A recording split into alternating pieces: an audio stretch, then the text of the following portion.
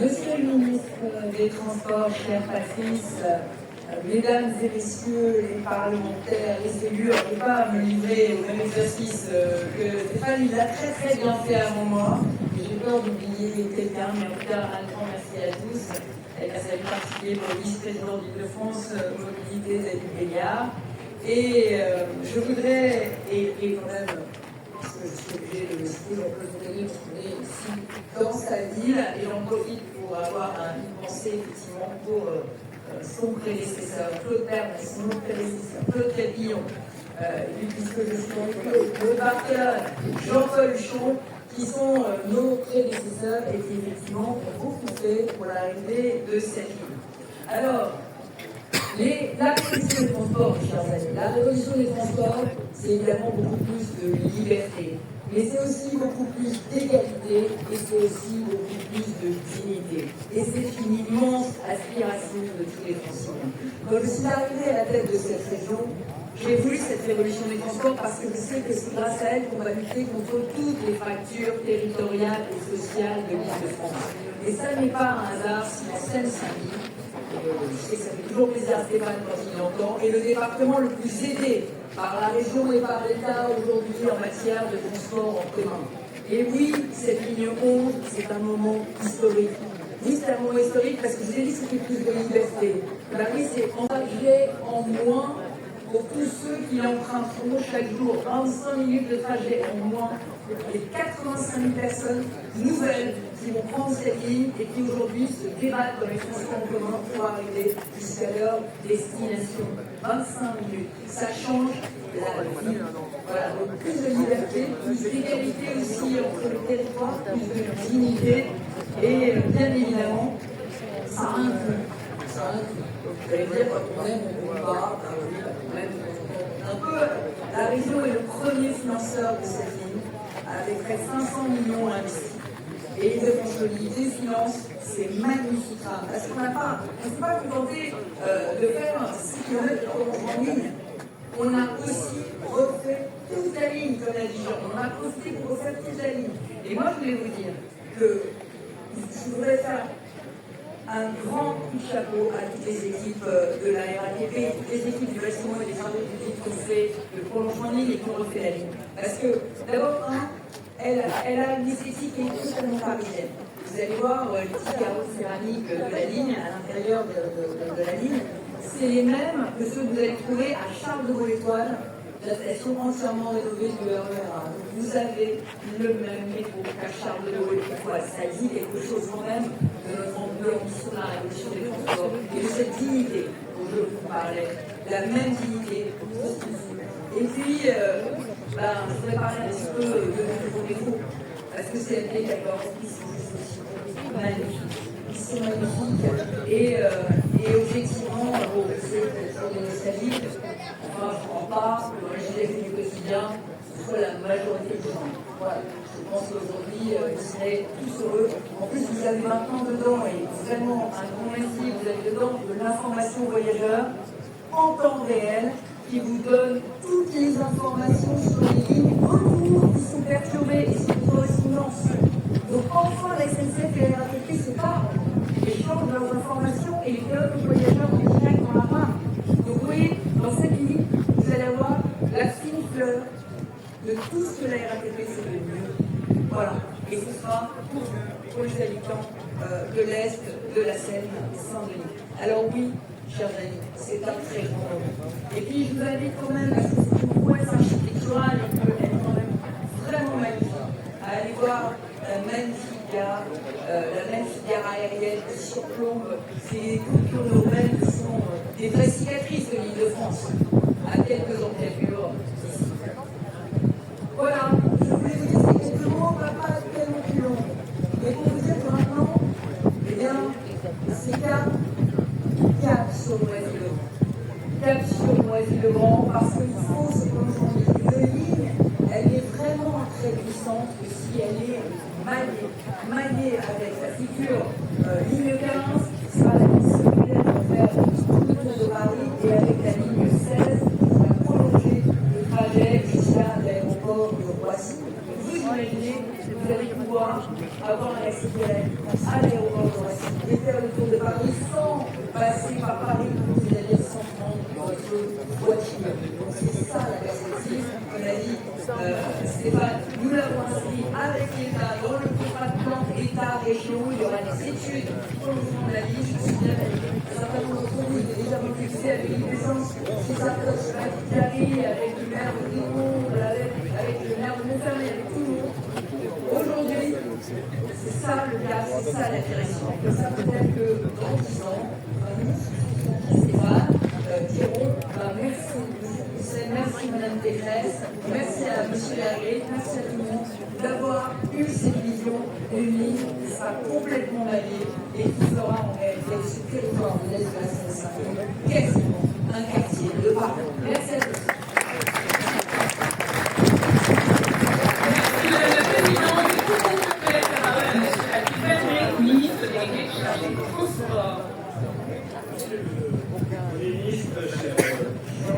Conseil départemental sur Stéphane, je vous laisse les parlementaires, maires, élus locaux, mesdames et messieurs, il n'y a pas de grand plaisir un ministre qui est aussi élu local que le